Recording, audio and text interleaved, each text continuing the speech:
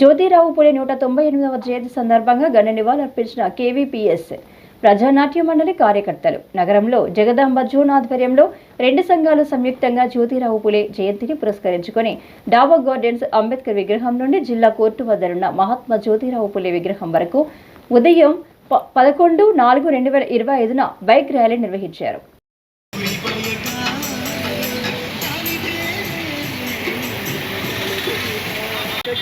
నా పేరు ఎంవి ప్రసాదరావు, కుల వివక్ష వ్యతిరేక పోరాట సంఘం జిల్లా కార్యవర్గ సభ్యులు.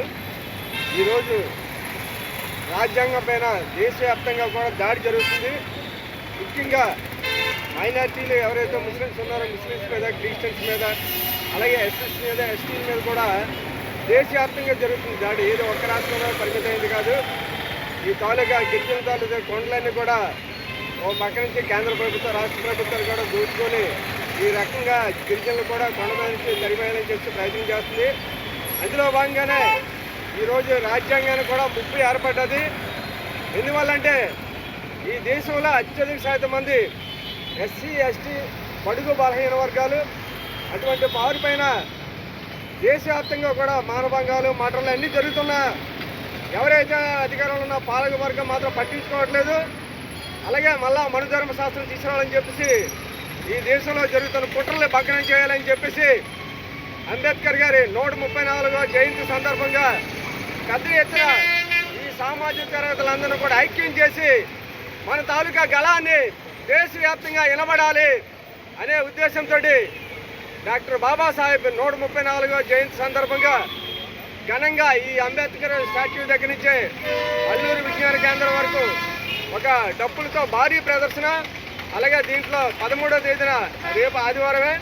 అందువల్ల ఈ ప్రదర్శనలో విశాఖ నగరంతో పాటు చుట్టుపక్కల గ్రామీణ ప్రాంతాలందరూ కూడా, ప్రజలందరూ కూడా ఎవరైతే ఈ సామాజిక తరగతులు ఉన్నారో అందరూ కూడా పాల్గొనాలని ఇప్పటికే పిలుపుకోవడం జరిగింది.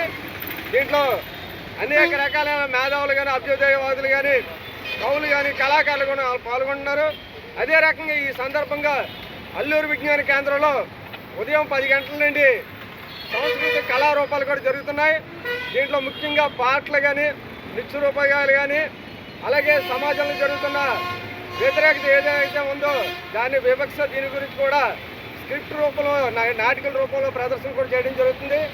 ఈ సందర్భంగా ఎవరైతే మన సినీ యాక్టర్ ఆర్ నారాయణమూర్తి గారు ఉన్నారో ఆయన కూడా తీసుకొచ్చి ఆయన తాలూ సందేశాన్ని కూడా వినిపించడం జరుగుతుంది. అదే రకంగా ఈ మధ్యకాలంలో విశాఖ నగరంలో సిపిఎం పార్టీ కేంద్ర కమిటీ సభ్యులుగా ఎన్నికైన సిపిఎం పార్టీ కె లోకనాథన్ కూడా దీనికి ముఖ్య అతిథిగా విచ్చేస్తున్నారు.